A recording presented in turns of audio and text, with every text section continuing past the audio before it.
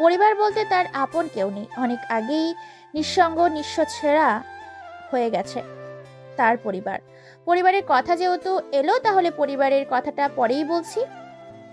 আগে চলুন তার জীবনটা শুধু টাকা কেন চায় শুনে আসি। তার নতুন জীবনে কি এমন ঘটেছিল যার জন্য সে শুধু টাকাই চায়। সে মোটামুটি ভালোই একজন গ্যাংস্টার মানুষ। মারতে কাটতে দিন দুপুরে দুবার ভাবে না সে। প্রকাশ্যে অপ্রকাশ্যে যেখানে যাকে উপড়ে ফেলতে হয় তাকে সেখানেই উপড়ে ফেলে। তার কথা একটাই, জানিস তো, নয় জীবনে বড় হতে গেলে না অনেক স্ট্রাগল করতে হয়। যেমন বড় কিছু পেতে হলে ছোট জিনিসগুলোকে ছেড়ে দিতে হয়। ভাই, আপনার সাথে অনেক দিন হলো থাকছি, অনেক কিছু শিখেছি, অনেক টাকার মালিক হয়েছি। আমাদের জ্ঞানটা আপনার নির্দেশেই চলে। জানিস তো, সবাই বলে ভালোবাসা নাকি টাকা দিয়ে কেনা যায় না। তবে আমি মনে করি টাকা থাকলে শুধু ভালোবাসা নয়, বরং পুরো পৃথিবীটাকে নিজের হাতে আনা যায়। ভাই, এতদিন হয়ে গেল আপনার সাথে আছি থাকছি, কিন্তু আপনার সম্বন্ধে কোনো কিছুই জানলাম না। আপনার পরিবারকে, আপনার পরিবারের কি হয়েছিল? আর আপনি কবে থেকে ভাই এই পদে এসেছিলেন? পৃথিবীটা অনেক ছোট, কিন্তু পৃথিবীর ভেতরটা অনেক বড়। আমরা মুখ দিয়ে বলি জীবনটা অনেক সহজ, কিন্তু জীবনটা কতটা কঠিন সেটা কেউ জানে না। কথাগুলো বলে হা হা করে হাসতে থাকে। কথাগুলো অবান্তর হলেও কথাগুলোর মানে খুঁজে পায় না নয়ন। চার দেওয়ালে রুমের মধ্যে বসে দুজনে যখন ক্রাইম বোর্ডে মেতে উঠে খেলতে, তখন হঠাৎ করে ফোনটা বেজে ওঠে নয়নের। ফোনের ওপাশ থেকে ভাঙা গলায় মৃদু আওয়াজে একজন তরুণ যুবক বলে ওঠে, আসসালামু আলাইকুম ভাই। ওয়ালাইকুম আসসালাম। কিরে, কেমন আছিস তোরা? নতুন কোনো খবর পেলি? জি ভাই, আলহামদুলিল্লাহ আমি ভালো আছি। আপনি কেমন আছেন? আর হ্যাঁ, আমাদের বসকে আমাদের পক্ষ থেকে সালাম জানিয়ে দিবেন। হুম। ভাই, পাকা খবর আছে, কথাগুলো মন দিয়ে শুনুন। আমি আপনাদের কথা অনুযায়ী পুরো সেকশনে ছেলেপেলে লাগিয়ে দিয়েছি। তারা একটা সেক্টরে 1 কোটি করে টাকা দিয়েছে। শুধুমাত্র এই ইলেকশনটা জিতে গেলে সাধারণ মানুষের পেতে নেমে যাবে। ও যেমন 2 হাতে টাকা উড়িয়ে দেয়, তেমনি ও 4 হাতে টাকা নিজের পকেটে পুরবে। আমি জানি। আমি বসের সাথে কথা বলে ফাইনাল ডিসিশনটা জানিয়ে দেব। তোরা আরো খোঁজ খবর নে, ও যেন কোনোভাবেই এবার ইলেকশনটা জিততে না পারে। কারণ তোরা জানিস, বস রাজনীতিতে নয় বরং পলিটিশিয়ানে বিশ্বাসী। কথাগুলো বলে ফোন কেটে দেয় আব্দুল নামে সেই ছেলেটি। নয়ন তার ফোনটা পকেটে পুরে নেয়। তারপর এক প্রশান্তময় দৃষ্টিতে দু চোখ নিয়ে তাকিয়ে সে তার ছেলে ভয়ঙ্কর পাগলা খ্যাপার সার। সে বলে কম, করে বেশি, বুঝাই কম, বুলেট মারে বেশি। সেই মিন্টুর উদ্দেশ্যে বলে ওঠে, ভাই, জাহিদ কয়েক পরিষদে কোটি কোটি টাকা দিয়ে দিয়েছে, কারণ সে মনে করে জনগণের টাকা জনগণকে দিয়েছে। এতে তো তার পকেট থেকে 1 টাকাও খরচ হচ্ছে না। আবার জনগণের পকেট থেকে চুষি নেবে যদি সে এবার নির্বাচনে জিতে চায়। নয়নের মুখে কথা শুনে উচ্চ সুরে সেই পাগলটা হাসতে থাকে। পাগলটা তার এইরকম কথায় উন্মাদ হয়ে ওঠে। হাসতে হাসতে এবার বলে ওঠে, এবার খেলা জমবে, এখন হবে ধামাকা বাংলাদেশে। কথাটা বলে উচ্চ স্বরে হাসতে থাকে মিন্টু। মিন্টুর আরেকটি উড নাম আছে। কেউ তাকে চিনে মিন্টু বলে, আর কেউ তাকে চিনে মেন্টাল বলে। তবে মেন্টাল নামটা শুনলেই অন্তরাত্মা কেঁপে ওঠে সবার। কালো দুনিয়ার অন্ধকার জগতের আন্ডারগ্রাউন্ডের আন্ডারওয়ার্ল্ডের top wanted criminal the mental MK. সবাই মেন্টাল বলে চিনে, তার আসল নাম যে মিন্টু এটা কেউ জানে না। সবাই জানে মেন্টাল ভাই বলে। মেন্টাল কোনো কথা ছাড়াই পকেট থেকে ফোনটা বের করে 3 ডিজিজের একটা পিন নেয় ইউজ করে কম্পিউটারে। তারপর সেখান থেকে ইন্টারপ্রেস করে 124525 কোডটি ব্যবহার করে কম্পিউটারের ব্রাউজ লগ ইন করে নির্বাচন কমিশনের অফিসারের পুরো কম্পিউটার জুড়ে বিচরণ করতে থাকে আর হাসতে থাকে। ফোনটা কেটে দিয়ে বলে ওঠে নয়নের উদ্দেশ্যে, কিরে, কোথায় কি করতে হবে তোকে বোঝাতে হবে না, নাকি তুই নিজেই তুলে আনবি ওকে? ভাই, কাজ হয়ে যাবে, ওকে তুলে নিয়ে আসছি। হুম। তারপর নয়ন ওখান থেকে বেরিয়ে চলে যায়। পরিত্যক্ত নিস্তব্ধ বাগান বাড়ি, সেই পরিত্যক্ত বাড়ির ভেতর থেকে বেরিয়ে পড়ে অজানা এক আগন্তুকের রূপ অজানা গন্তব্যের উদ্দেশ্যে। এদিকে চারিদিকে ইলেকশনের সমাগম ছড়িয়ে গেছে চারিদিকে। এমনিতেই শীতের অন্ধকারে সাদা কুয়াশার সাথে ছেয়ে গেছে পরিবেশের রাতের অন্ধকারের অগোচরে বেরিয়েছে এক হায়না। সামনেই কিছুদিনের মধ্যেই সরকারি নির্বাচন। এর মধ্যে শহরে পড়ে গেছে তাণ্ডব। মানুষের অন্তরাত্মায় আজরাইলের চেয়েও ভয়ঙ্কর এক নাম ভয়ে ঢুকে গেছে, যে নামটা শুনে মানুষ ঘরের বাইরে বের হতে ভুলে যায়। বেশ কয়েকজন মিলে বাংলো নম্বর 44 সে বেশ ফুর্তি করছে। নর্তকীরা নাচছে আর এরা টাকা উড়াচ্ছে জনগণের সাথে। তারা বেশ কয়েকজনই মিলে। হঠাৎ করে বাড়িটির সামনে এসে একটা দূর দূরান্তর বাইক এসে থামে। বাইক থেকে হিরোদের স্টাইলে মাটিতে পা ফেলে পকেট থেকে সিগারেট বের করে আকাশে ছুঁড়ে মারে, তারপর সিগারেটের ক্যাশ করে মুখে পুরে নেয়। ডান হাত দিয়ে পকেট থেকে লাইটার বের করে আগুন জ্বালাতেই সিগারেটটা তারপর নিজের ইচ্ছে মতো টানে নিকোটিনের ধোঁয়া। বেশ কয়েকটা টান দিতেই হাত থেকে সিগারেটটা মাটিতে ফেলে দিয়ে পা দিয়ে পিষে দেয়। তারপর একটা ঠোঁটের নিচে মুচকি স্মাইল দিয়ে গুটি গুটি পায়ে এগিয়ে যায় ঘরের দরজার সামনে। চোখে সানগ্লাস, পরনে স্টাইলিশ জার্মানি ব্র্যান্ডের একটা প্যান্ট, মাথা থেকে কোমর পর্যন্ত একটা কালো জ্যাকেট, আফগানিস্তানের ব্র্যান্ডের জ্যাকেট। চোখে যেই সানগ্লাসটা লাগিয়েছে ওই সানগ্লাসটা ব্র্যান্ড হচ্ছে মালয়েশিয়া। হাতে গ্লাভস ও ব্র্যান্ডেড ঘড়ি দেখে মনে হচ্ছে এটা কাতারের ব্র্যান্ডের তৈরি করা। মাথায় একটা কালো রঙের টুপি, এই টুপির ভুটান দেশ থেকে নিয়ে এসেছিল। কোমর থেকে পিস্তলটা বের করে তার সামনে নিয়ে আসে, জ্যাকেটের ভেতরে হাতার সামনে রাইফেলটা নিয়ে নেয়। রাইফেলের ব্র্যান্ডেড হচ্ছে the most government of criminal, the power of bank, hyena the killer, আন্ডারওয়ার্ল্ডের দ্য গ্রেট শীর্ষ মস্তান অ্যান্ড আন্ডারওয়ার্ল্ডের the criminal of the killer boys mental.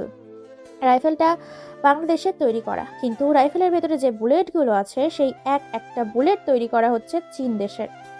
চীন দেশ থেকে আগত তার একটা বুলেট। হয়তো তার ইশারা ভুল হতে পারে, কিন্তু যার শরীরে বুলেট লাগে তাকে উপরের টিকিট ধরাতে মোটেও মিস করে না এই চীনের তৈরি বুলেট।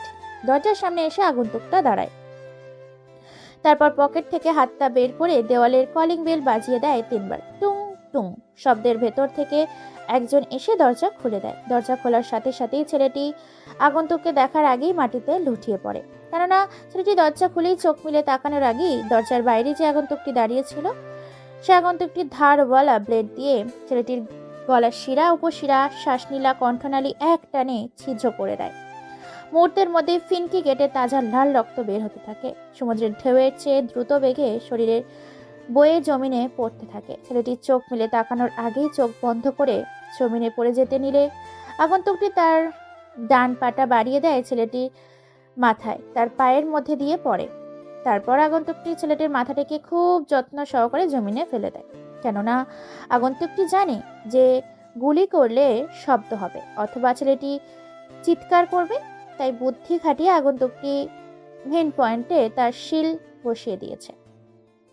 তার ক্যারেক্টার নেই কোনো ক্ষমা, নেই কোনো দাড়ি, একেবারে ফুল স্টপ। ভেতরে কয়েকজন রাজনৈতিক দলের নেতা বসে বেশ নর্তকীদের নাচ দেখছে। তাদের সাথে ওর উন্মাদ হয়ে মেতে উঠেছে তখনই তাদের ভেতর থেকে সম্রাট নামের এক রাজনৈতিক নেতা হালকা হেসে বলে ওঠে, আরে ওই নতকি, শুধু কোমর নাচালেই হবে নাকি? আমাকেও সুখ দিতে হবে। আয় রে আয়, আমাকে সুখ দে, তোকে টাকার বিছানায় শুয়ে রাখবো। এদিকে প্রায় 10 জনের মতো সিকিউরিটি পুরো হল রুমটাকে ভালো করে নজরদারি করছে, যেন বাইরে থেকে কেউ ভেতরে প্রবেশ করতে না পারে। তারা সেই লোকটিকে বাইরে যেতে দেখেছিল, কিন্তু ছেলেটি বাইরে থেকে আর ভেতরে আসতে দেখেনি। একটি সিকিউরিটি গার্ড দরজা দিকে এগিয়ে যায়। আগন্তুকটি গুটি গুটি পায়ে এগিয়ে আসে। যখনই আগন্তুকটি দরজা বেয়ে ভেতরে প্রবেশ করতে যাবে তখনই সিকিউরিটি গার্ডটি বের হয়। সিকিউরিটি গার্ডটি কোনো কিছু বুঝে ওঠার আগেই আগন্তুকটি পকেট থেকে একটা ধারালো চাইনিজ ছুরি বের করে মাথার মাঝ বরাবর কপালের ওপর কোপ দিয়ে দেওয়ালে গেঁথে দেয় সেই সিকিউরিটি গার্ডটির মাথাটি। সিকিউরিটি গার্ডটি যখনই আহা বলতে যাবে তখনই তার মুখের ওপর 5 আঙুলের গোটা হাত ঠুকিয়ে দেয়। তারপর তার মুখের ভেতর থেকে কণ্ঠনালীটা ছিঁড়ে বের করে নিয়ে আসে। আগন্তুকটি মুচকি একটা হাসি দেয়, সেখান থেকে কেটে পড়ে। আর সেই সিকিউরিটি গার্ডটি ঠাই মূর্তির মতো দাঁড়িয়ে থাকে। রুমের মধ্যে বসে আসে সম্রাট, মুক্ত, মোজারুল এবং সাকিব। ওদের মধ্যে থেকে প্রায় 5 জনের মতো নর্তকীরা তাদের অঙ্গ নাচানো নাচ দেখিয়ে তাদেরকে মাতাল করে রাখে। সম্রাট নামের সেই মধ্যবয়স্ক ব্যক্তিটি বলে ওঠে, ওই ফিগারওয়ালা নদকি, তুই আমার কোলে এসে বস।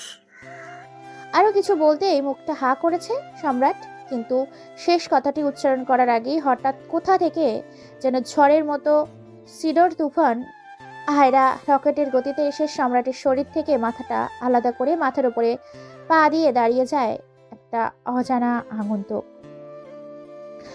আগন্তুকটা রামদা থেকে ঠপ ঠপ করে এখনো ফ্লোরের ওপর রক্ত পড়ছে। ছটফট করতে করতে সম্রাটের সাদা ফ্লোরটা রক্ত লাল হয়ে গেছে। উপস্থিত বাকি তিনজন এই দৃশ্য দেখে যে যার জায়গা পদত্যাগ করে অন্তর আত্মাসহ কেঁপে ওঠে সবার।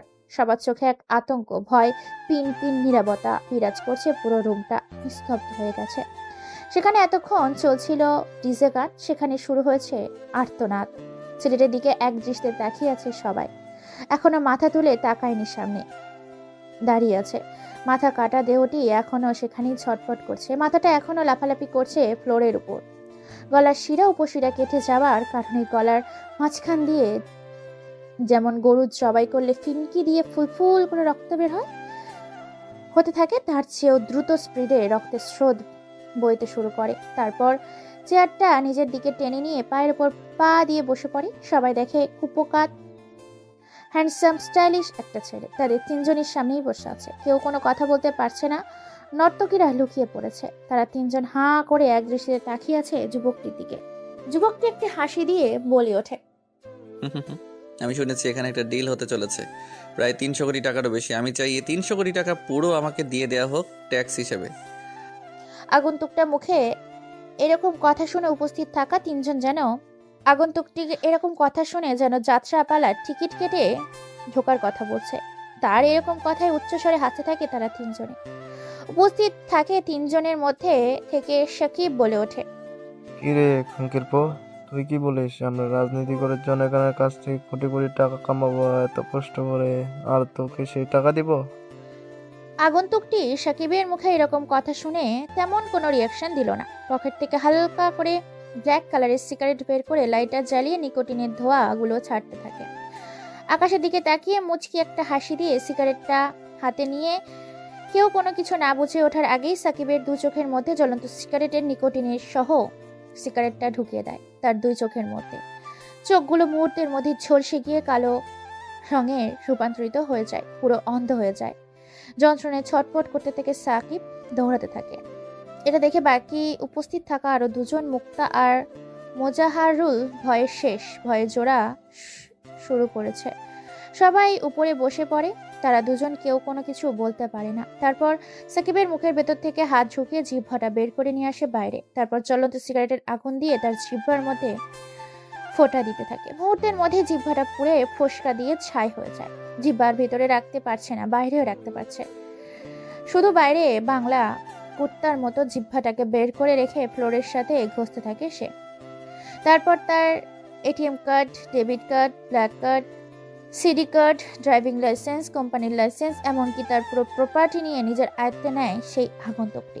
তারপর সেই আগন্তুকটি নর্তকীদের সামনে সাকিবকে পুরো উলঙ্গ করে। সাকিবকে অনেক বিশ্রীভাবে সারা শরীরে ব্লেড দিয়ে ছিঁড়ে ছিঁড়ে খণ্ড খণ্ড করে দেয় শরীরের চামড়া কেটে, মাংস কেটে তার উপরে রাসায়নিক 40 এফআইডি নামক এক রাসায়নিক ঢেলে দেয়। মুহূর্তেই মধ্যে পুড়ে শরীরে আগুন জ্বলে যায়। এমনিতেই যা অত্যাচার হয়েছে, শরীরের ব্যথায় না পাচ্ছিল দৌড়াতে আর না পাচ্ছে সহ্য করতে, শুধু পাগলের মতো চিৎকার করছে। সাকিবের এরকম ভয়ানক মৃত্যু দেখে গলা শুকিয়ে গেছে মোজাহারুল আর মুক্তা। তারা কোনো কথা ছাড়াই ভয়ে তারা তাদের প্রপার্টির সম্পদ সবকিছু লিখে দেয় ওই আগন্তুকটির নামে। একটু হেসে বেরিয়ে আসে সেখান থেকে, যেন তারা হাত ছেড়ে বাঁচলো। কিন্তু তারা জানে না আরও তাদের সাথে নতুন কিছু হতে চলেছে। বেরিয়ে যাবার সাথে সাথেই নয়ন সহ আরও 7 জন সেই বাংলোর ভেতর প্রবেশ করে। তারপর সেখান থেকে এত কিছু ঘটে যাওয়ার পরও রঙ্গনীলা মেতে ওঠে। নর্তকীরা নিয়ে পড়ে থাকে একটা রুমে। এটা দেখে যেই 7 জন রুমের মধ্যে প্রবেশ করেছিল, তারা নিজেদের সামলাতে না পেরে তারা ওই কাজে লিপ্ত হয় এবং উপস্থিত থাকা রুমের মধ্যে সবাইকে নৃশংসভাবে হত্যা করে পুরো রুমকেই আগুন জ্বালিয়ে বেরিয়ে পড়ে। আর সেখানে লিখে দেয় মেন্টাল দ্য এমকে। দেখতে দেখতে রাতটা ঘনিয়ে এসেছে। চারদিকে মোটামুটি ফজরের আজান দেওয়া শুরু করেছে। মুসলিমরা মসজিদে যাচ্ছে। কেউ বের হচ্ছে শরীরচর্চায়, আবার কেউ বের হচ্ছে নিজের জীবিকা নির্বাহ করার জন্য। কঠোর পরিশ্রমের উদ্দেশ্যে, কেউ তার আপনজনের কাছে দেশ বিদেশে থেকে ফেরত এসে। রাতের এই পিন পিন নীরবতা বিরাজ কেটে সকালের কোলাহলে মেতে ওঠে পুরো দুনিয়া। সকালের এই মনোমুগ্ধকর পরিবেশে খবরের কাগজে, টেলিভিশনের পর্দায় সাংবাদিকদের কোলাহল, মানুষের সমাগমে পুরো বাড়িটাকে বাংলো নম্বর 66। বাড়িটিকে ঘিরে হাজারো মানুষ একের পর এক মৃত লাশের বডি বের করছে আর সাংবাদিক টেলিভিশনের খবর প্রচার করছে। মানুষ পত্রিকা পড়ছে। পুলিশ, সিআইডি তদন্ত করে জানতে পেরেছে এসবের পেছনে গ্যাংস্টার দ্য কিলার ও power hyena bank mafia the killer. Boy is the বাদশাহ the of the it's godfather the MK. MK নামটা শুনতেই মানুষের শরীরের লোমগুলো খাড়া হয়ে যায়। তারা জানে যে এই এমকে কতটা ভয়ানক।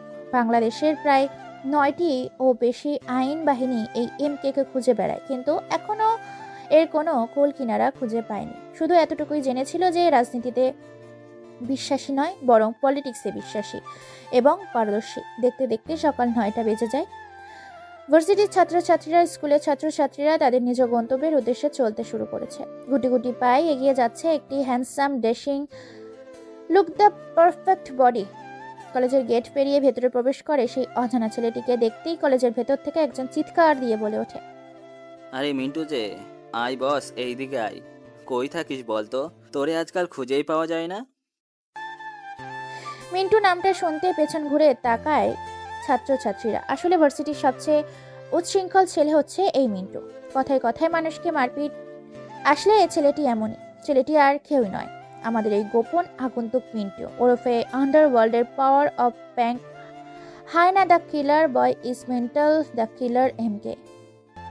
ছেলেটা কোনো কথা না বলে তার বন্ধুদের সাথে সাক্ষাৎ করে, তারপর বলে ওঠে, আর বলিস না, সামনে ইলেকশন, সব মিলিয়ে ব্যস্ত হয়ে পড়েছি। কারণ তোরা তো জানিস আমি কি জিনিস। ভাই মানতে হবে, তোর পাওয়ার আছে। আর তোকে দেখলে আচ্ছা আচ্ছা মন্ত্রীগুলো তাদের প্যান্টে হিসু করে দেয়। জিনিস তো জানিস তো ভাই, পিছনে 10 জনকে নিয়ে সাহসিকতা দেখাতে নেই, বরং সামনে 10 জন রেখে একাই লড়ে যাওয়াটাকে সাহসিকতা বলে। এবারে এমপি পর্যায়ে গেলি না কেন? আমাদের পুরো কলেজ তোকে ভোট দিবে। আরে পাগলা, এমপির তো কোনো দামই নেই। এদেশে তোর কোনো মূল্য নেই। এমপি কেউ তো কিনে রাখা যায় নিজের জুতার নিচে। আমি এমন একজন হতে চাই, আমার কোথায় দেশ চলবে। অল দ্য বেস্ট বন্ধু, আমরা সবসময় আছি তোর পাশে, আছি, থাকবো আর থাকছে। জয় বাংলা। আমি ইসলামের একজন বীর সৈনিক যোদ্ধা, জামাত ইসলাম। আচ্ছা শোন, সবাই কালাসে যাই। মিন্টুর পোশাকে আছে হ্যান্ডসাম, স্টাইলিশ, ড্যাশিং লুক। যেতে যেতে চোখ পড়ে মিন্টুর একটা ডানা কাটা পরির দিকে। আহ, দেখতে যেন কি মায়াবী। হাতে কাচের চুড়ি, ঠোঁটে লাল গোলাপের লিপস্টিকের, মুখে লেগে আছে মধুময় হাসি। চুলগুলো ছেড়ে দেওয়া, কমানোর পর্যন্ত কোমর দোলানো।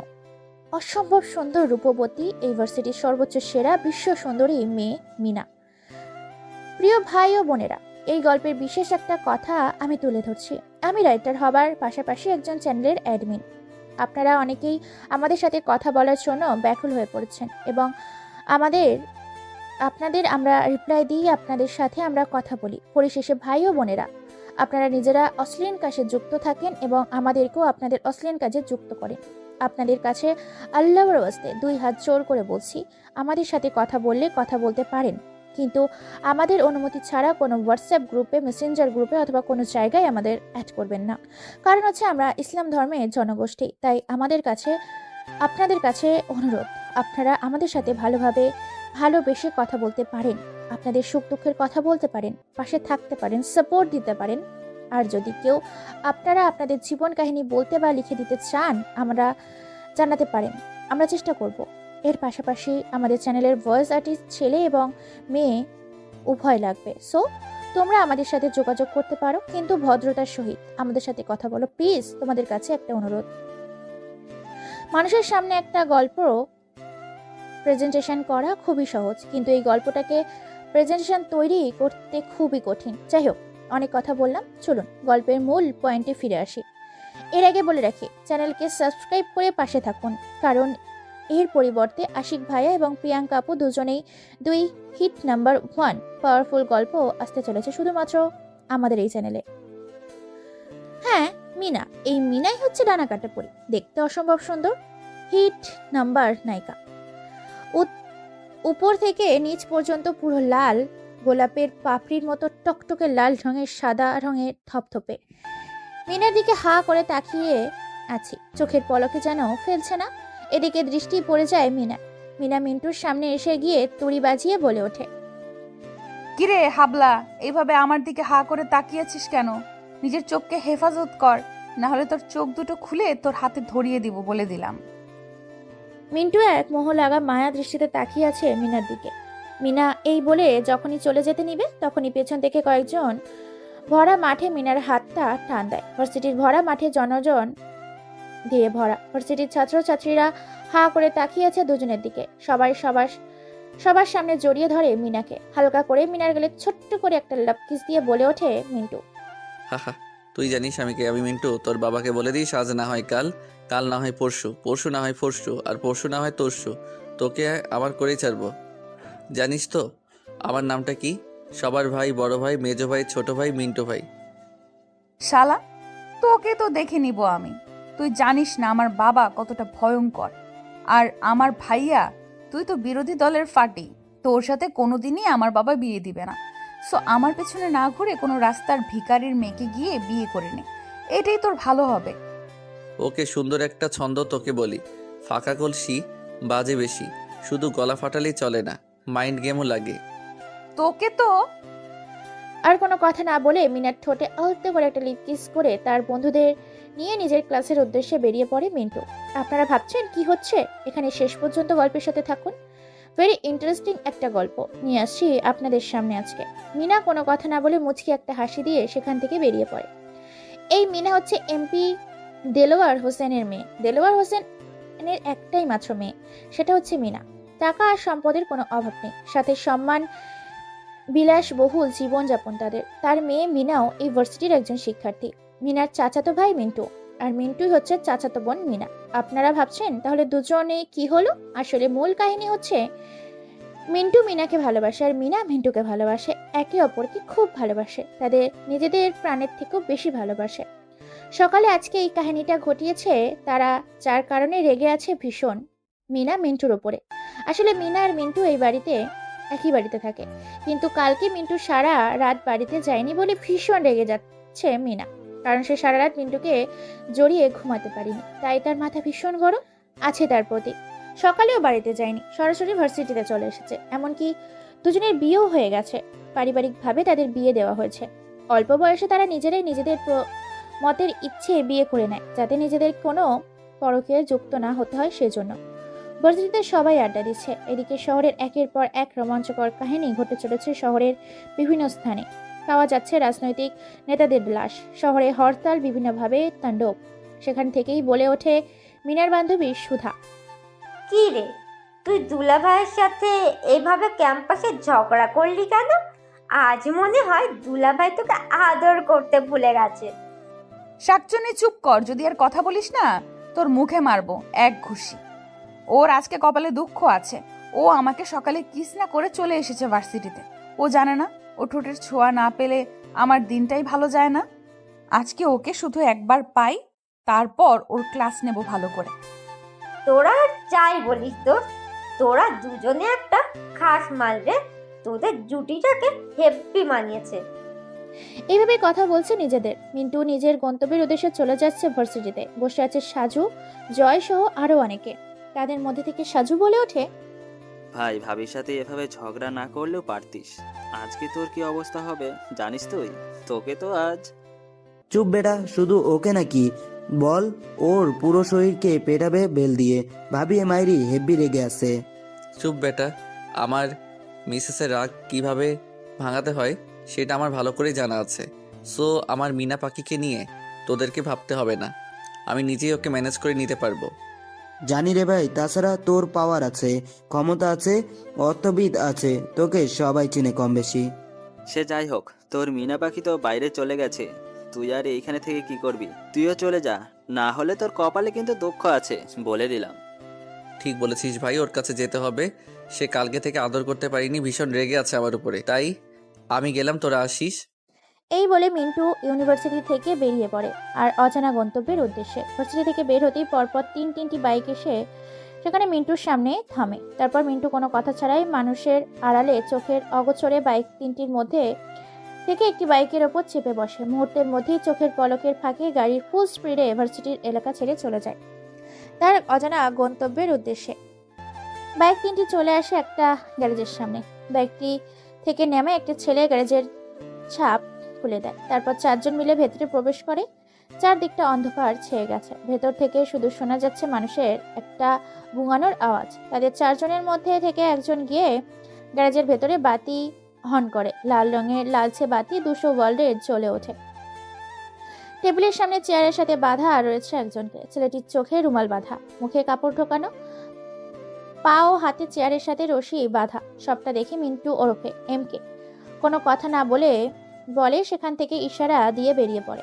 বাইরে এসে হালকা হেসে বলে ওঠে, নয়ন আর আব্দুল কান খুলে শুনে রাখো, যতক্ষণ বেঁচে আছে ততক্ষণ অবধি ওর শরীরে বেল্টের বাড়ি দিতে থাকবি এবং ভিডিও ক্যামেরা করে সেটাকে আমার কাছে পাঠিয়ে দিবি। ঠিক আছে ভাই, ও তাহলে ওর কাজ করুক, আমি আপনাকে সহি সালামতে পৌঁছে দিয়ে আসি। তারপর বেরিয়ে পড়ে এমকে ভাই। যেতে যেতে ফোনে অজানা নাম্বার থেকে কল আসে। মেসেজ পড়ে তো পুরো মাথা নষ্ট তার, কেননা মেসেজে লেখা আছে, আমার শহরে আমার উপরে রাজত্ব করছিস তুই, তোর শহরে আসছি রে তোকে ধ্বংস করতে।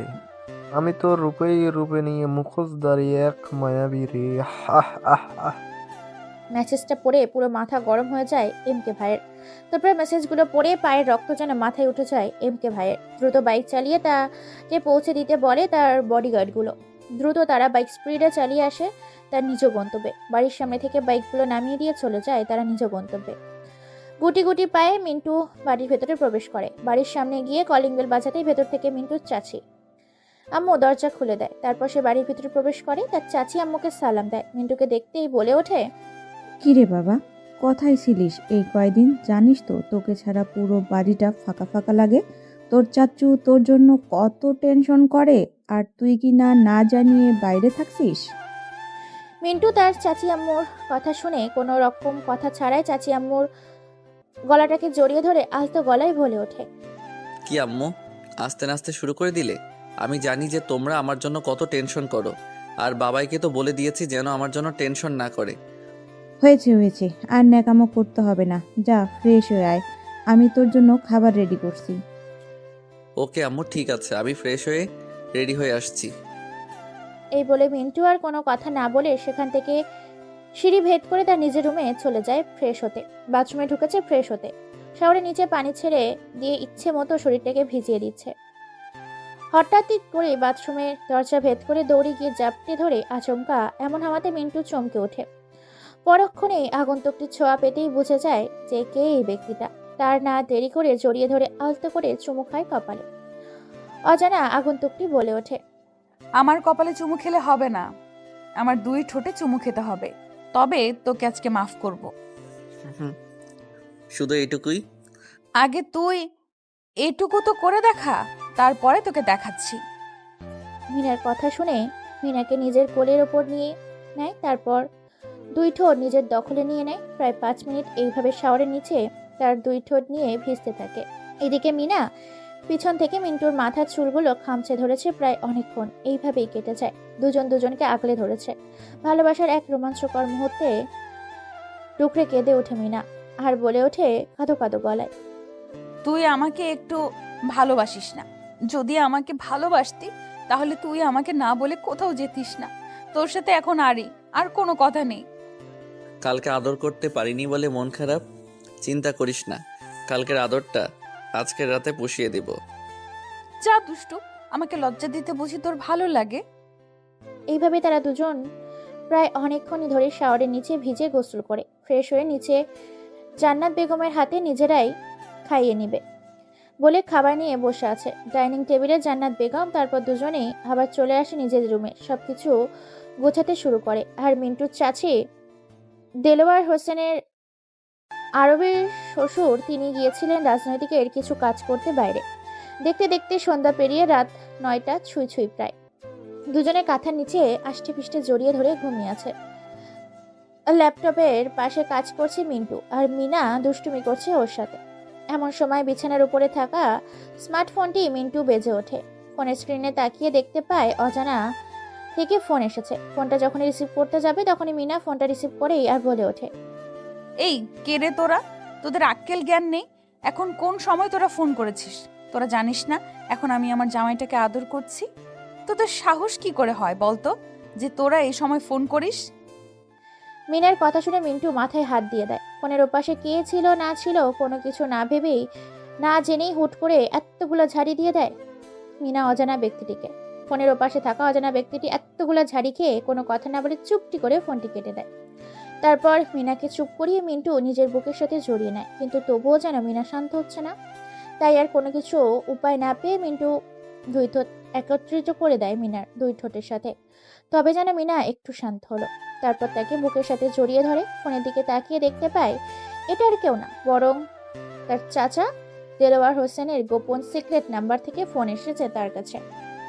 কিন্তু মিনা এখনো জেগে আছে, না করতে পারছে ফোন, না করতে পারছে মেসেজ, আর না পারছে তাই আর কোনো কিছু উপায় না পেয়ে মিনাকে জড়িয়ে ধরে চুমু খেতে থাকে, সাথে তাকে আদর করতে থাকে। আদর করতে করতে এক পর্যায়ে মিনার সাথে সে হারিয়ে যায় অজানা সেই সমতলের সাগরের গহীনের বুকে। দুজনে ধীরে ধীরে ক্লান্ত হয়ে যায়। তারপর মিনাকে শুইয়ে দিয়ে নিজের পোশাক পরে বেরিয়ে যায় এক অজানা আগন্তুকের উপর।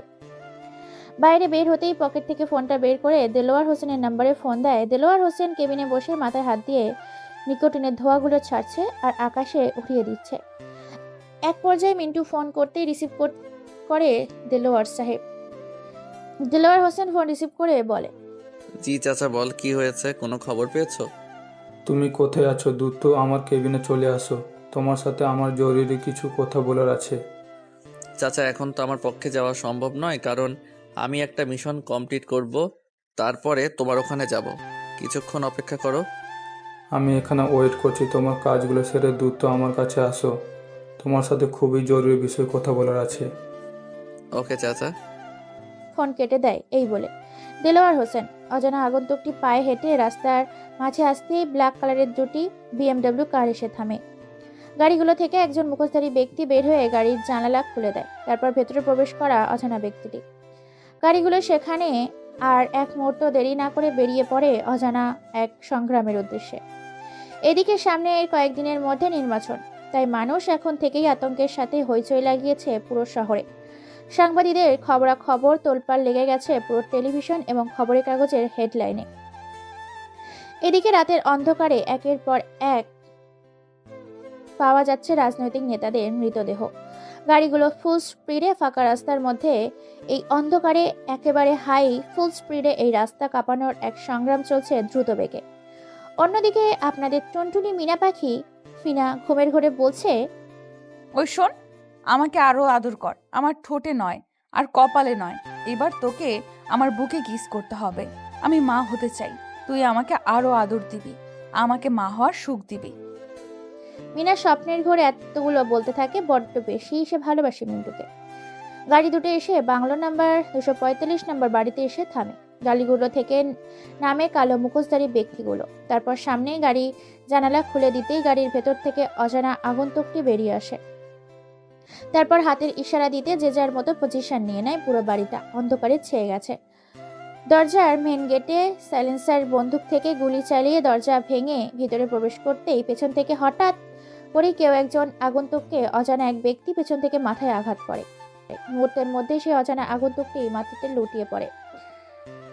পেছনে থাকা অজানা ব্যক্তিটি ওই আগন্তুকটিকে ফ্লোর থেকে উঠিয়ে চেয়ারের সাথে বেঁধে ফেলে। তারপর কোনো কিছু বুঝতে না পেরে আগন্তুকটি অজানা ব্যক্তিটি হঠাৎ করে এক ভয়ঙ্কর হাসিতে মেটে ওঠে পুরো রুমটা। হঠাৎ করে মরিচ বাতির চাকচিকে চাক মতো বাটিতে জ্বলে ওঠে। আস্তে আস্তে পুরো রুমটা যেন মনোমুগ্ধকর হয়ে ওঠে। হঠাৎ করে সেই অজানা ব্যক্তিটির গম্ভীর গলার কণ্ঠ শুনতে পেয়ে যায়। কি রে, আমাকে মারতে এসেছিস? তোর এত ক্ষমতা, তোর এত শক্তি, তুই আমার রাজ্যে এসে আমাকে ধ্বংস করতে এসেছিস? জানিস তো, সিংহের গলায় সিংহ থাকলে যদি সিংহের জঙ্গলে কেউ প্রবেশ করে তাহলে বেঁচে ফিরতে পারে না। কথাগুলো বলে পুরো রুমটায় আলোয় আলোকিত হয়ে যায়। মিটমিট করে চোখ খুলছে আগন্তুকটি। সেই অজানা ব্যক্তিটিকে দেখার জন্য চোখগুলো সামনে খুলে একেবারেই অবাক, কেননা তার সামনে সে স্বয়ং তহিদুল ইসলাম দাঁড়িয়ে আছে, যে কিনা ইন্টারন্যাশনাল পজিশন, দ্য রাজনৈতিক businessman, the most industrialist Tohidul Islam. Tohidul ইসলামকে দেখে হেমকে বলে ওঠে, তুই আমাকে মেরেছিস? ইয়েস, আমি মেরেছি তোকে। তুই ভাবলি কি করে তুই আমাকে হুমকি দিয়ে আমাকে আমার সিংহাসন থেকে সরিয়ে দিবি? তোর মতো কত পলিটিশিয়ানকে আমি জমিন থেকে উপরে পাঠিয়ে দিয়েছি, আর তুই কোন জঙ্গলের আগাছা? তোকে উপরে ফেলতে দুবার ভাবতে হয় না। তহিদুলের মুখে এরকম কথা শুনে মিন্টু তো অবাক, কেননা যার খেয়ে যার পরে সিন্ডিকেট চাঁদাবাজি করছিল সেই তহিদুলই নাকি বাঁশ মেরেছে এমকের পেছনে। আরো কিছু বলতে যাবে তার আগেই তহিদুল বলে ওঠে, তুই করিস পলিটিশিয়ানের বিজনেস, আর আমি করি রাজনীতিতে বিজনেস। এটাই আমাদের মধ্যে পার্থক্য। জানিস তো, বড় কিছু পেতে গেলে ছোটদেরকে কেটে ফেলতে হয়। তহিদুলের মুখে এরকম কথা শুনে কি বলবে, কোনো কিছুই বুঝতে পারে না। তবুও ঠোঁটের নিচে এক মুচকি হাসি দিয়ে এমকে বলে ওঠে, তুই মারবি আমাকে আর আসমান জমিন এক হয়ে যাবে, তবুও এই এমকের শরীর থেকে এক ফোঁটা রক্ত ঝরাতে পারবি না তোরা। তোরা ঘুঘু দেখেছিস, ঘুঘুর ফাঁদ দেখিসনি। তোরা ঝড় দেখেছিস, ঝড় কিভাবে আসে তা দেখিসনি। তাই এই এমকে কি জিনিস তোরা এখনো বুঝতে পারিসনি। এমকের মুখে এরকম কথা শুনে এবার তহিদুল হেব্বি গরম হয়ে যায়। যার কোনো কথা ছাড়াই পরপর বেশ কয়েকটা থাপ্পড় মারে এমকের গালে। কোনো কথা না বলে মুচকি একটা হাসি দেয় আর বলে ওঠে, আমার খেয়ে আমায় পড়ে আমার গায়ে হাত তুলছিস? হা হা হা। তহিদুল আর কিছু বলতে যাবে তার আগেই হঠাৎ করে কোত্থেকে যেন ঝড়ের বেগে চারদিক থেকে বুলেটের তুফান আসতে শুরু করে। এই বদ্ধ অন্ধকার ঘরের ভেতর চারদিকটা শুধু গুলির আওয়াজ শোনা যায়। হঠাৎ করে দরজা জানলা ভেঙে প্রবেশ করে প্রায় 8 থেকে 10 জনের মতো কালো পোশাকের মুখোশধারী কয়েকজন ব্যক্তি, যাদেরকে দেখে হাত থেকে পড়ে যায় তহিদুলের বন্দুকটি। তহিদুল আর চোখে তাকায় এমকের দিকে। এমকে উচ্চ স্বরে হাসতে থাকে। চেয়ার থেকে হিরোদের স্টাইলে উঠে গলার মাঝ বরাবর শ্বাসনালীতে মারে এক লাথি। প্রায় কয়েক ফুট দূরে গিয়ে ছিটকে পড়ে তহিদুল। আব্দুল নয়ন এসে হেমকের হাতে বাঁধনো পায়ের বাঁধন খুলে দেয়। নয়নের হাতে থেকে রূপার তৈরি 3 কোনিয়া চাইনিজ কুড়ালটা নিয়ে একের পর এক কলা গাছের মতো কাটতে থাকে রুমের মধ্যে উপস্থিত থাকা তার দরের ছেলেদেরকে। কারো গলায় তো কারোর পায়ে, কারোর পায়ে তো কারোর কপালে, কারোর কপালে তো কারোর পেটে, পেটে তো বুকে। একের পর এক রূপার তৈরি কুড়ালটা দিয়ে মুহূর্তের মধ্যে পুরো রুমটাকে গোরস্থানের শ্মশান বানিয়ে ফেলেছে এই এমকে। এমকে আবার বলে ওঠে, প্রশ্ন নয়, তুই তো জানিস আমি কি জিনিস, তাই কোনো কথা নয়। হামিদুল সাহেব ও তার পরিবারকে নৃশংসভাবে কে হত্যা করেছে, তুই ও কি তাদের সাথে জড়িত ছিলি? মৃত্যুর আগে সত্য কথাটা বলে যা।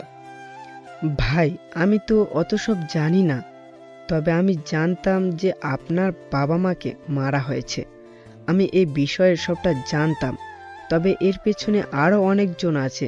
আপনার বাবা অনেক বড় একজন রাজনীতিবিদ ছিলেন। তিনি কখনো অন্যায় করতে চাননি বলে তাকে বিপরীত দলের রাজনীতিবিদগুলো নৃশংসভাবে হত্যা করেছে কোনো এক ডিলের কারণে। আর কোনো কথা বলতে না দিয়ে পকেটের ভেতর থেকে একটা ব্লেড বের করে কলার শ্বাসনালীর উপর চালিয়ে দেয় ব্লেডটি এমকে। তারপর নিজের রাগটাকে নিজের কন্ট্রোলে আনার জন্য পুরো শরীরে ব্লেডের আঘাত দিতে থাকে। এক পর্যায়ে পুরো শরীর চিরে খণ্ড খণ্ড করে ফেলে তহিদুলের। তবুও যেন নিজের মধ্যে একটা কন্ট্রোল হচ্ছে না। তারপর কুড়াল দিয়ে আঘাত করতে থাকে। এক পর্যায়ে বন্দুক হাতে নিয়ে বন্দুকের ভেতরে যতগুলো গুলি ছিল প্রত্যেকটা গুলি তার বুকের ওপর চালায়। তারপর সে শান্তি পায়। হঠাৎ করে চাচার ফোন পেতে সে সেখান থেকে বেরিয়ে যায়। লাশগুলোকে গুম করে দিতে বলে। হ্যাঁ, মিস্টার হামিদুল সাহেব হচ্ছেন একজন মন্ত্রী। তিনি বাংলাদেশ সেনার দেশের এক অন্যতম নীতিবান রাজনৈতিক নেতা ছিলেন। ওনাকে রাজনৈতিক দলের কিছু অবৈধ নেতা কাজের জন্য আহ্বান করে এবং সত্যের পথে থাকার জন্য হামিদুল সাহেব কোনোভাবেই তাদের সাথে ডিল করতে রাজি হয় না বলে তার পুরো পরিবারকে নৃশংসভাবে হত্যা করে এবং হামিদুল সাহেবের ছেলে হচ্ছে হেমকে। তারপর তাদেরকে নৃশংসভাবে সেখানে মেরে তার দল লাশগুলোকে গুম করে দিতে বলে। সেখান থেকে বেরিয়ে যায় এমকে তার চাচার উদ্দেশ্যে। এদিকে দেলোয়ার হোসেন নিজের অফিসে বসে কাজ করছে, তখনই বাইরে থেকে বলে ওঠে, ভিতরে আসতে পারি? এমকের গলার আওয়াজ শুনতে পেয়ে রুমের ভেতর থেকে চেয়ারের উপর বসে থাকা দেলোয়ার হোসেন বলে ওঠে, ভেতরে আসো, তোমার সাথে খুবই গুরুত্বপূর্ণ কিছু আমার বিষয়ে কথা বলতে হবে। তুমি চেয়ারের উপরে বসে পড়ো। জি আব্বু, বলো তোমার কি বলার আছে। দেখো বাবা, তোমাদের বিয়ের অনেক দিন হয়েছে, আমি আর কোনো কথা শুনতে চাই না। আমি এখন আমার নাতি নাতনি চাই, কারণ অনেক তো বয়স হলো, আর রাজনীতি করতে চাই না। ঠিক আছে, তো বলো তোমার কি চাই চাচু। দেখ বাবা, মূল বিষয় হচ্ছে তোকে আমি কিছু গুরুত্বপূর্ণ কথা বলতে চাই, আর সেগুলো তুমি মনোযোগ দিয়ে শোনো।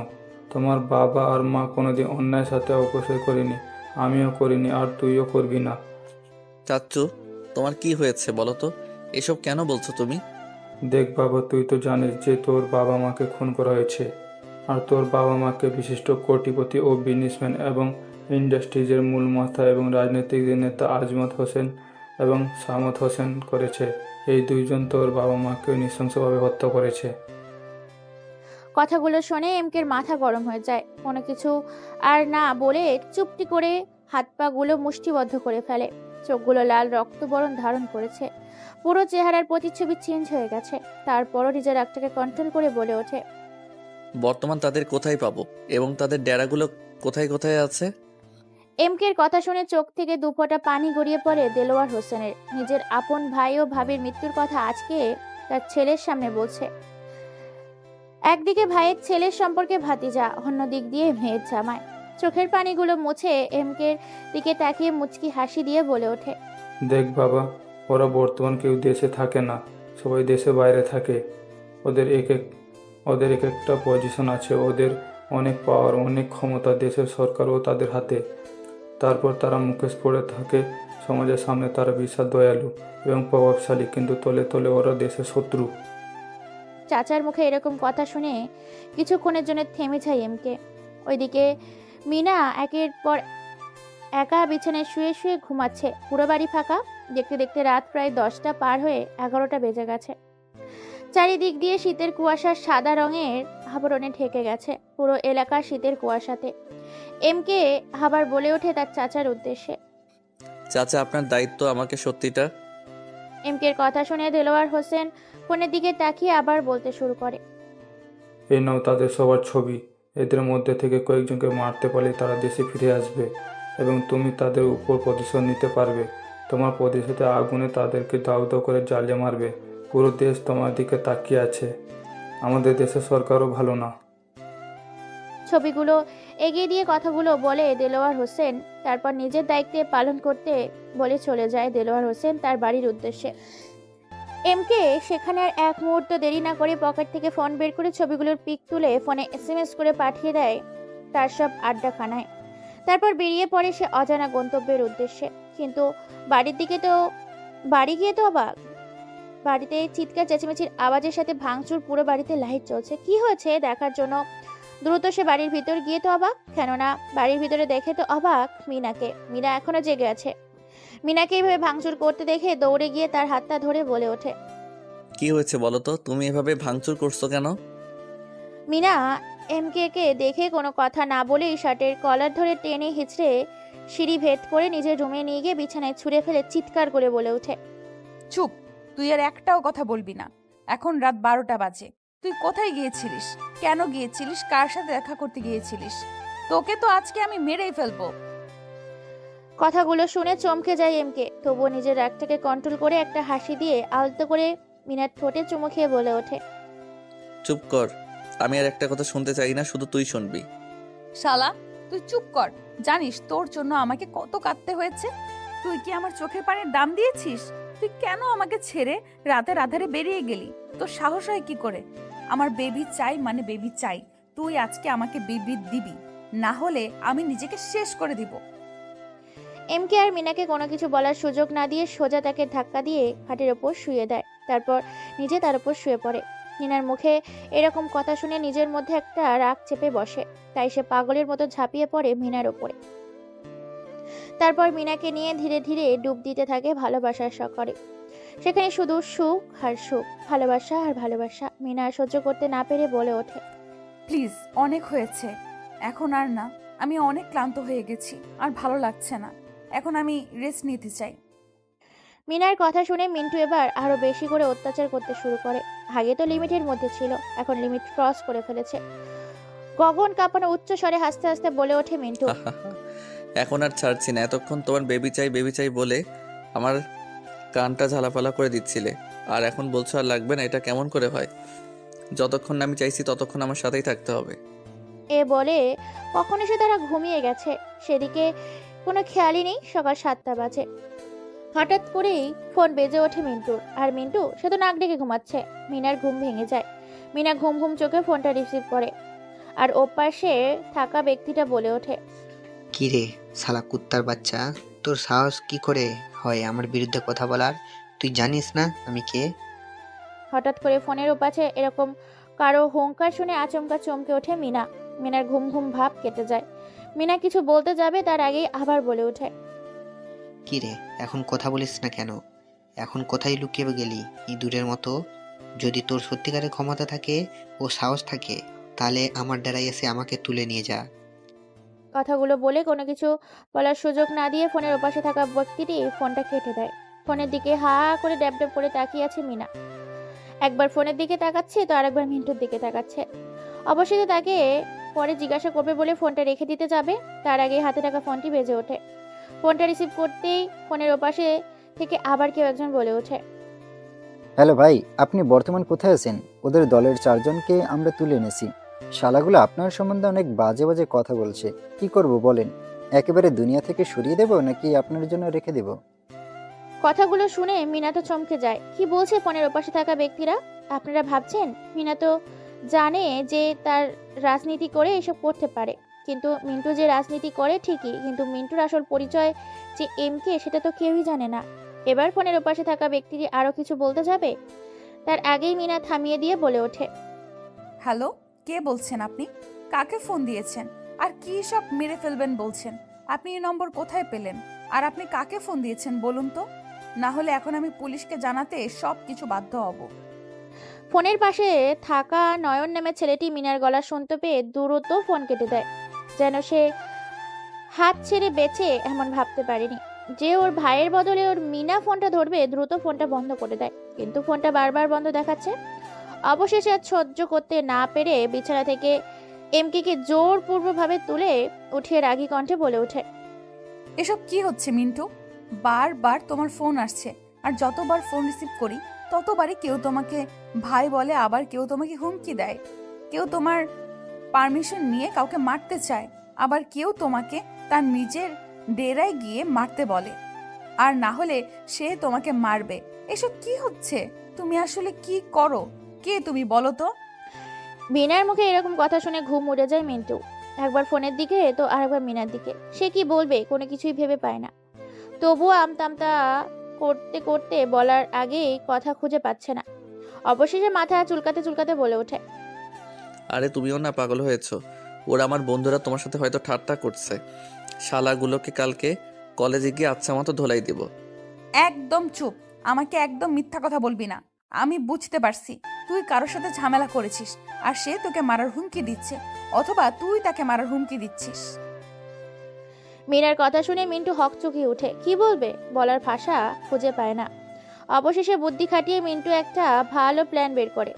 খাবার ডুব দেয় মিনাকে জড়িয়ে নিয়ে বিছানার মধ্যে ভালোবাসার সাগরে। মিনা ছাড়ানোর চেষ্টা করছে, কিন্তু মিন্টু তাকে ছাড়ছে না। অবশেষে মিনা নিজেকে কন্ট্রোল করতে না পেরে আবার হারিয়ে যায় তাদের মধ্যে এক নতুন ভালোবাসার সুখ বিনিময়ের মুহূর্তে। এর মধ্যেই ফোন চেক করতে দেখতে পাই নয়ন ফোন করেছিল। নয়নকে মেসেজ দিয়ে বলে যা বলার লাগে, আর একটি ফোন নাম্বার দেয়। এই ফোনের নাম্বারটিকে ট্র্যাক করতে বলে, কারণ এই ফোন নাম্বারকে চিনে না বলে এই নাম্বারটা ট্র্যাক করতে বলে। সাথে এটাও বলে দেয় যে এই নাম্বার থেকে তাকে মারার হুমকি এসেছিল। ফোনে কি কথা হয়েছে তার সকল রকম কথাবার্তা বের করতে বলে। নয়ন এবং আব্দুলকে পই পই করে মেসেজে একটা কথাই বলে, বারবার উল্লেখ করে তাদের সেন্ড করে। অন্যদিকে তার মেসেজ পাওয়ার সাথে সাথে কাজে লেগে পড়ে যে চারজনকে তুলে এনেছিল তাদেরকে গোডাউনের ভেতর বেঁধে রেখে এক পর্যায়ে দুজনেই ক্লান্ত হয়ে গেলে একসাথে ওয়াশরুমে গিয়ে গোসল করে বেরিয়ে আসে। তারপর ডাইনিং টেবিলে খাওয়া দাওয়া করে মিন্টু বেরিয়ে যায় তার কাজের উদ্দেশ্যে, আর মিনা চলে যায় তার বান্ধবী বিপাশার সঙ্গে কথা বলতে। কিছুক্ষণের মধ্যেই গাড়ি নিয়ে পৌঁছে যায় মানুষের সমাগম ও ভিড়ে এক জনশূন্য এলাকায়, কালো দুনিয়ার অন্ধকার জগতে, সেই পুরনো গোডাউনের ভেতরে। চারজনের সামনে রাখা হয়েছে জ্বলন্ত কাঠের আগুন, সাথে পেট্রোল।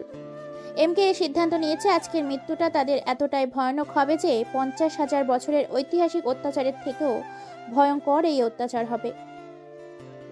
এমকে কে গোডাউনের ভেতরে এসেছে দেখে নয়ন এবং আব্দুল পেছন থেকে একটা চেয়ার এনে দেয়। পকেট থেকে লাইটার এবং সিগারেট বের করে সিগারেটের ধোঁয়াগুলো উড়িয়ে দিতে থাকে তাদের মুখের দিকে। সিগারেটের গন্ধে চারজন খক করে খেসে ওঠে। কোনো কিছু বলার আগেই এমকের হাতে থাকা সিগারেটটা দিয়ে তাদের মুখের ভিতর থেকে জিহ্বাটা বের করে আনে। সিগারেটের আগুন দিয়ে জিহ্বার কয়েকটা জায়গায় পুড়িয়ে দেয়। চারটে ছেলে যেন গলা কাটা মুরগির মতো ছটফট করতে থাকে, কুকুরের মতো জিহ্বা বের করে চোখের পানি অঝরে ফেলতে থাকে। ওদের এরকম অবস্থা দেখে এমকের মাথা পুরো গরম হয়েছে, কেননা তারা শুধু চোখের পানি ফেলছে কিন্তু চিৎকার করছে না। এটা এমকে সহ্য হচ্ছে না। তার চিৎকার শুনতে ভালো লাগে, সেজন্য তার হাতে থাকা সিগারেট দিয়ে তাদের চারজনের ঠোঁটের উপর আবার পুড়িয়ে দেয়। এবার যেন হাতিকে যেমন চাম্বুক মারা হয় তার হাতির বিকট আওয়াজ চিৎকার করে, তার থেকেও যেন ভয়ঙ্কর চিৎকার দেয়। এই চারজন তাদের চিৎকার শুনে উচ্চ স্বরে হাসতে থাকে। এমকে হাসতে হাসতে বলে ওঠে এমকে কে, হা হা হা, এখন ঠিক আছে, তোদের এই চিৎকারটাই শোনার জন্য আমি অপেক্ষা করছিলাম। ছেলেগুলো আরো আত্মনত শোনার জন্য সে চারজন ছেলের দু পায়ের ফাঁকের মাঝখানে অনেক বিশ্রীভাবে সিগারেট দিয়ে অত্যাচার করতে থাকে। সেই চারটা ছেলে যেন পাগলা কুত্তার মতো ছটফট করতে থাকে। অবশেষে কথা বলতে আর পারে না, জিহ্বাটা বের করে মাথাটা নিচু করে দিয়ে চোখের পানিগুলো টপ টপ করে ফেলছে। কথা বলতে গিয়েও যে কথা বলতে পারে না, কেননা তার আগেই যে চারজনের জিহ্বাটা পুড়িয়ে দিয়েছে সিগারেটের আগুন দিয়ে। এমনকি এমকে তাদের মুখ থেকে কোনো কিছু শোনার নেই, কারণ তার আগে থেকেই তাদের পেট থেকে সকল রকম কথা বের করে নিয়েছে।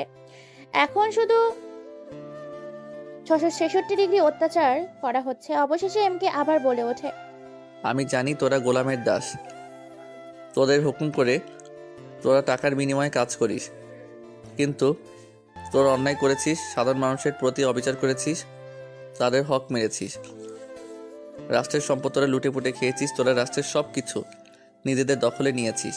এই জন্য তোদের মরতে তো হবে, কারণ সাধারণ মানুষের পাশে থাকতে গেলে তোদের মতো ওর আজকেলদের পৃথিবী থেকে সরিয়ে দিতে হবে।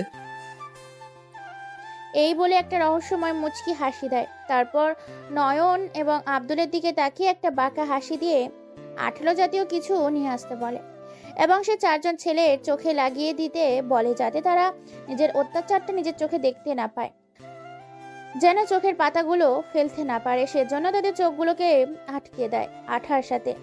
এরপর আবার বলে ওঠে, শোন, এই তাদের শাস্তি ভয় দেখানোর জন্য ছিল, এটা তাদের শাস্তি নয়।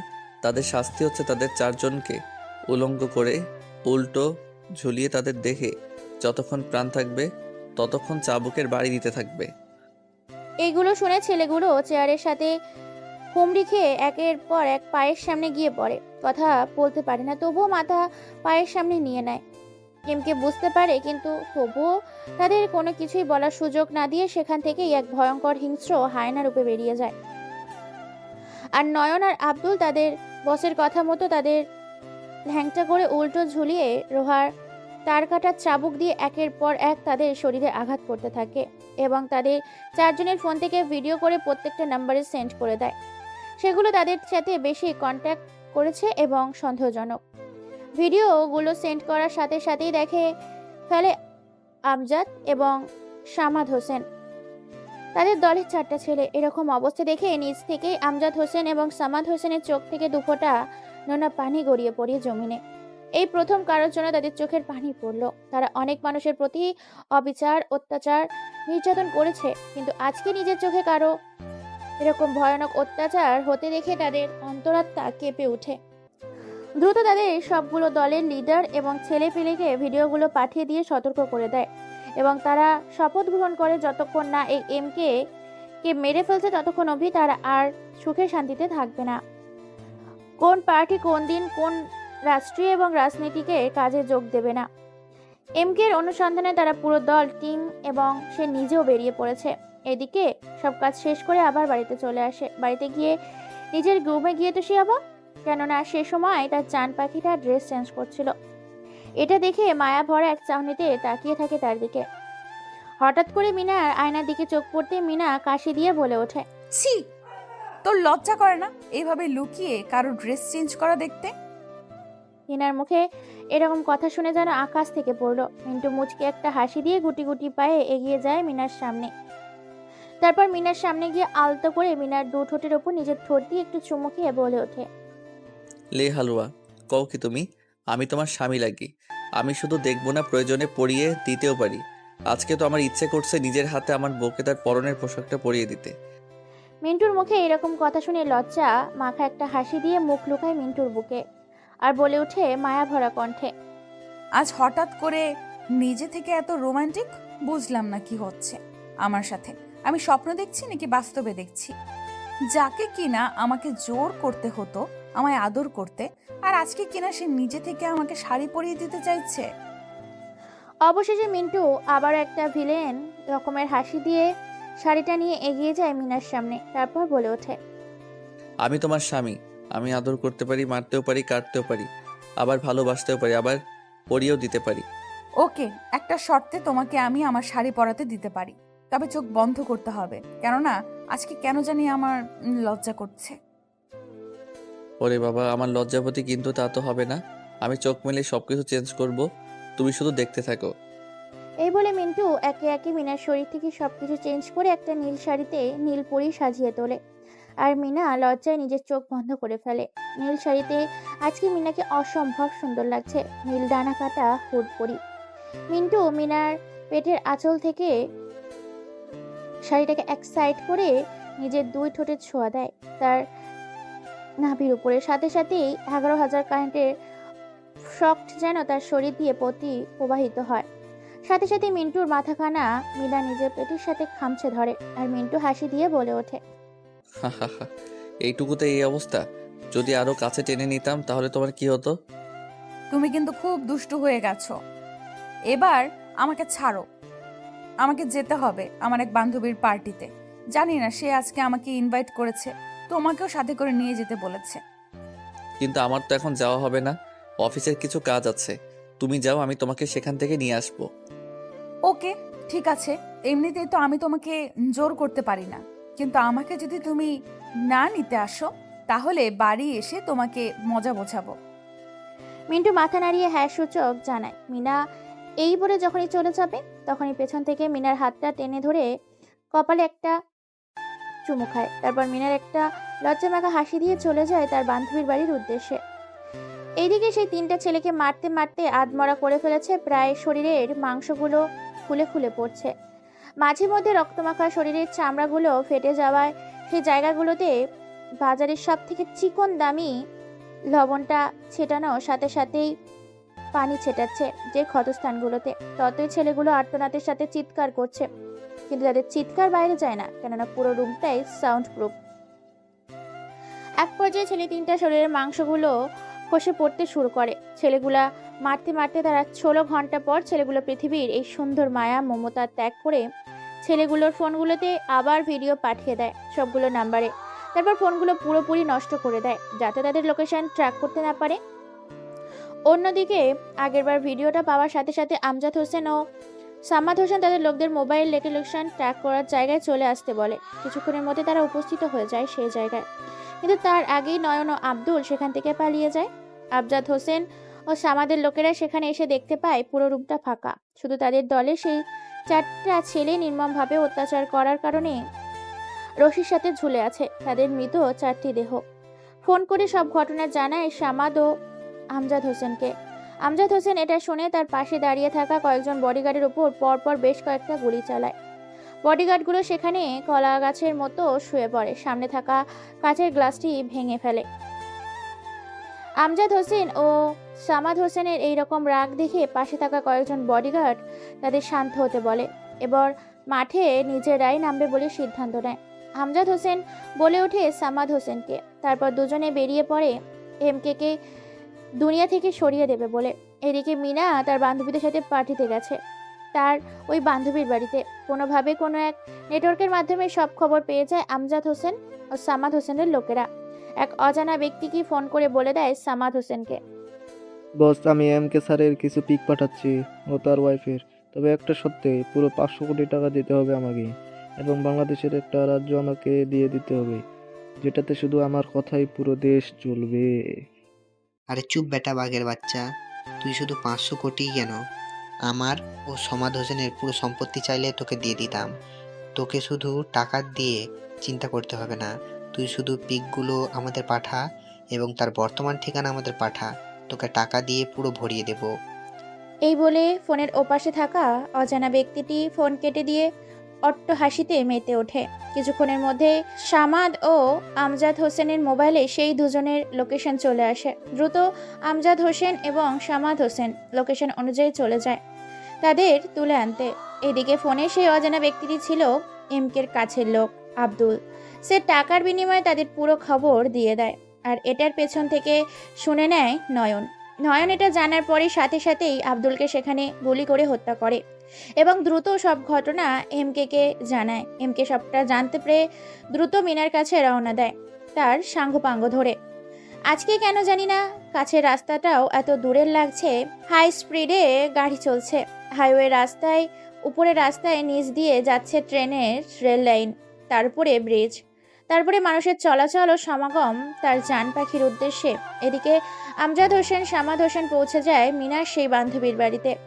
সেখানে গিয়ে প্রায় 50 জনের মতো লোককে নিয়ে বাড়ির ভেতরে প্রবেশ করে, আর মিনাকে সেখান থেকে তুলে নিয়ে আসতে গেলে সেখানকার লোকেরা বাধা দিতে আসে। যারাই বাধা দিয়েছে তাদেরকেই নৃশংসভাবে গুলি করে হত্যা করেছে। গুলির শব্দে চারদিকের মানুষ ছোটাছুটি শুরু করেছে। আনন্দের উল্লাসে মেতে ওঠা বাড়িটা মুহূর্তের মধ্যেই শ্মশানে পরিণত হয়ে যায়। আনন্দে উল্লাসে মেতে ওঠা বাড়িটা মুহূর্তের মধ্যেই শ্মশানে পরিণত করে দেয়। সেই অজানা ব্যক্তিগুলো বেরিয়ে যায় সেই হামলাকারার পরে বাড়ি থেকে। তারপরে কিছুক্ষণের মধ্যেই পৌঁছে যায় MK। তার পুরো দল বাড়ির সামনে তো রক্ত ছাড়া, লাশ ছাড়া চোখ দিয়ে কোনো কিছুই দেখতে পায় না। মিনার জন্য ভীষণ টেনশন হচ্ছে, অল্প কিছুক্ষণের মধ্যে কি থেকে কি হয়ে গেল। অন্যদিকে হেলিকপ্টারে করে উড়াল দিয়েছে মিনাকে নিয়ে আমজাদ হোসেন ও সামাদ হোসেন সেই অজানা নিজের দেশে ব্যাঙ্গালোর। ব্যাঙ্গালোরে হচ্ছে তাদের আসল দেশ, আর সেখানেই তারা রাজত্ব করে সকল রকম ক্রিমিনালের রেকর্ড আছে তাদের ওই দেশে। পর্নোগ্রাফি থেকে শুরু করে নারী পাচার থেকে শুরু করে শিশু পাচার, অত্যাচার থেকে হীরা পাচার, সকল রকম বেআইনি কাজ তারা সেখানে বসেই পুরো পৃথিবীতে ছড়িয়ে দেয়। হেলিকপ্টারে উড়ালের সাথে সাথেই ফোন দেয় আবার MKর নাম্বারে, কিন্তু ফোন বেজে চলেছে MK। ফোনের দিকে কোনো হুঁশ নেই। সে দ্রুত গাড়ি নিয়ে ছুটছে তার অজানা গন্তব্যের উদ্দেশ্যে, তার ভালোবাসার জান পাখিটা রক্ষা করার পেছনে। আকাশে দুইটা হেলিকপ্টার, হাজারো জনগণ দেখে আছে। আকাশের দিকে তাকিয়ে আছে হেলিকপ্টারগুলোর দিকে। আমজাদ হোসেন হুঙ্কার দিয়ে বলে ওঠে MKকে, কিরে শালা হালার পো, কোথায় আছিস তুই? তোর জান পাখিকে তুলে এনেছি আমরা এলাকায়, বাঙ্গালোরের তোর সাথে খেলা হবে সেখানেই। সবেমাত্র তোর কাছে 1 সপ্তাহ আছে, পারলে খুঁজে বের করে দেখা। তুই তো ভুলে গেছিস যে আমি কে। শুধু বাংলাদেশের নয়, পুরো আন্ডারওয়ার্ল্ড জুড়ে শুধু আমারই রাজত্ব। আর তুই আমাকে রাজপথ দেখাচ্ছিস? শুনে রাখ, রাজ্যটা আমার ছিল, আমারই আছে। রাজা আমি ছিলাম, আমি থাকবো, আর রাজ্য আমার ছিল, আমারই হবে। আমি আসি তোর শহরে তোর জীবন কবজ করতে। চলাই, দেখা যাক কার কত পাওয়ার। দ্রুত সবগুলো গাড়িকে একত্রে করে চলে আসে তার নিজস্ব প্রাইভেট জ্যাক হেলিকপ্টার ল্যান্ড করার মাঠে। প্রায় সেখানেই 35টির বেশি হেলিকপ্টার রাখা আছে। আছে বেশ কয়েকটি প্রাইভেট প্লেন, যেগুলোর এক একটির দাম কয়েকশো কোটি টাকা। প্রায় 5000-এর বেশি ছেলেপিলে নিয়ে উপস্থিত হয় পুরো মাঠে। উড়াল দেয় একসাথে 30টির বেশি হেলিকপ্টার। হা করে তাকিয়ে আছে রংপুর বিভাগের বাসিন্দাগুলা, পঞ্চগড় ডিস্ট্রিক্টের মানুষগুলা, অটোয়ারি উপজেলা অটোয়ারি ফকিরগঞ্জ বাজারের হাজার হাজার জনতা তাকিয়ে আছে আকাশের দিকে, কেননা সেখান থেকে উড়াল দিয়েছে অনেকগুলো হেলিকপ্টার। আকাশে তাকালে শুধু শোনা যায় ভন ভন আওয়াজ। হেলিকপ্টার আর জ্যাক প্ল্যানগুলো রওনা দিয়েছে ব্যাঙ্গালোরে যাওয়ার উদ্দেশ্যে। মুহূর্তের মধ্যেই পুরো আকাশটা হেলিকপ্টার আর প্লেনে ছেয়ে গেছে। যেদিক দিয়েই যাচ্ছে সেদিক দিয়েই মানুষগুলো হা করে তাকিয়ে আছে। The power of godfather criminal is boy MK কয়েক ঘন্টা অতিক্রম করে চলে আসে ব্যাঙ্গালোর শহরে। ব্যাঙ্গালোরে হাজার হাজার জনতা তাকিয়ে আছে। প্লেনগুলোর ল্যান্ড করার মতো কোনো জায়গা নেই, যে সেখানে পাচ্ছে সেখানেই ল্যান্ড করছে। ব্যাঙ্গালোর শহরে প্রধান কোটিপতি কিংডম জেনারেল হাবিব মোল্লার সাথে যোগাযোগ করে পুরো প্রোটেকশন নিয়ে নেয় এমকে। সরকারের সাথে কন্ট্যাক্ট করে একটা হেলিকপ্টার যেখানে পড়ে সেখানেই ল্যান্ড করে, তারপর উড়ে পড়ে বিএমডাব্লিউ কালো রঙের গাড়িগুলোতে। এদিকে খবর পেয়ে গেছে আমজাদ হোসেন। আমজাদ হোসেন ভালো করেই প্রোটেকশন নিয়ে নিয়েছে। পুরো এলাকা তো তন্ন তন্ন করে খুঁজে নিয়েছে। হঠাৎ করে এমকের ফোনে একটা কল আসে, আর এমকে ফোন রিসিভ করতেই বলে ওঠে ফোনের ওপাশে থাকা অজানা ব্যক্তিটি। আমি আমজাদ হোসেনের ওয়াইফ সুধা বলছি। তোমাকে যে কারণে ফোন করলাম, পুরো ব্যাঙ্গালোর শহরটাকে আমাকে তুলে দিতে হবে, সাথে 100 কোটি টাকা দিতে হবে। পুরো ব্যাঙ্গালোর শহরে যদি আমাকে রাজ করতে দাও, তবে আমি আমজাদ হোসেন, সামাদ হোসেন ও তোমার জান পাখির খবর দিতে পারি। রাজি আছি। আমি এমকে।